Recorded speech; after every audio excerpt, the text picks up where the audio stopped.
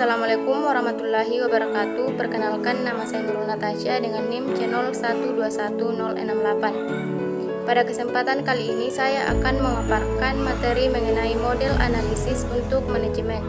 Untuk itu mari kita simak pembahasan kali ini. Nah, langsung saja. Yang pertama itu pengertian analisis manajemen. Analisis manajemen merupakan suatu kegiatan penelusuran keadaan, kemampuan, dan sumber daya suatu organisasi, memilahnya ke dalam beberapa faktor dan menilainya untuk dapat menentukan faktor kunci sukses dan strategi dalam mencapai tujuan dan atau meraih peluang yang memberikan manfaat lebih besar. Nah, selanjutnya itu metode analisis statistik. Metode statistik menyediakan alat yang luas untuk menganalisis data bisnis. Ini termasuk uji hipotesis untuk menguji asumsi, analisis varian untuk mengevaluasi perbedaan di antara kelompok, dan metode lainnya. Contoh penggunaan statistik dalam bisnis melibatkan pengukuran kinerja, analisis pelanggan, atau penggunaan tren penjualan. Selanjutnya, pemodelan data untuk keputusan strategis. Membangun model analisis untuk keputusan strategis merupakan fondasi dari pengelolaan perusahaan yang cerdas. Proses ini melibatkan identifikasi variabel kunci, pengembangan model matematis, dan pengujian skenario. Studi kasus yang mencakup penerapan model analisis dalam pengambilan keputusan strategis di industri yang berbeda dapat memberikan wawasan yang kaya. Selanjutnya, penggunaan teknologi dalam analisis manajemen.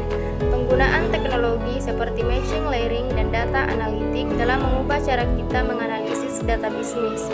Machine learning memungkinkan sistem untuk belajar dari data dan memberikan prediksi yang akurat. Sementara analytics memfasilitasi pemahaman mendalam tentang pola dan tren yang mungkin sulit dideteksi secara manual. Namun, penggunaan teknologi juga membawa tantangan termasuk keamanan data dan interpretasi yang tepat. Nah, selanjutnya itu dasar pertimbangan pentingnya melakukan analisis manajemen. Yang pertama itu, setiap organisasi baik di bidang pemerintahan maupun bisnis menghadapi dua keadaan yang kontradiktif. Berbagai tujuan yang berkaitan dengan pemenuhan kebutuhan, keinginan harapan publik yang berubah terus, dan sisi lain sumber daya yang mendukung terbatas terutama saat mengalami krisis.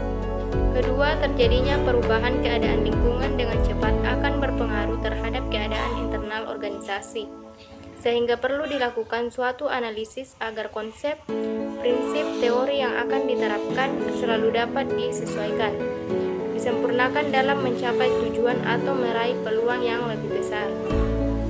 Ketiga, hasil analisis diharapkan mampu mengajukan pilihan alternatif yang tepat dan efisien dijalankan. Keempat, organisasi yang tidak mampu melakukan perubahan atau penyesuaian dengan perubahan keadaan akan mengalami kesulitan mempertahankan eksistensi, apalagi untuk meningkatkan pertumbuhan dan pengembangan organisasi.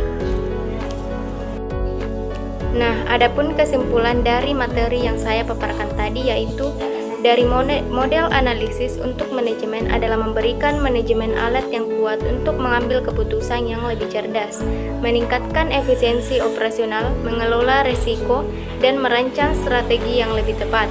Dengan menganalisis data dengan cermat, perusahaan dapat memperoleh wawasan yang mendalam, mendukung pertumbuhan berkelanjutan, dan tetap responsif terhadap dinamika pasar. Itulah tadi pemaparan dari materi saya. Mohon maaf jika ada kata yang salah. Sekian dari saya. Wassalamualaikum warahmatullahi wabarakatuh.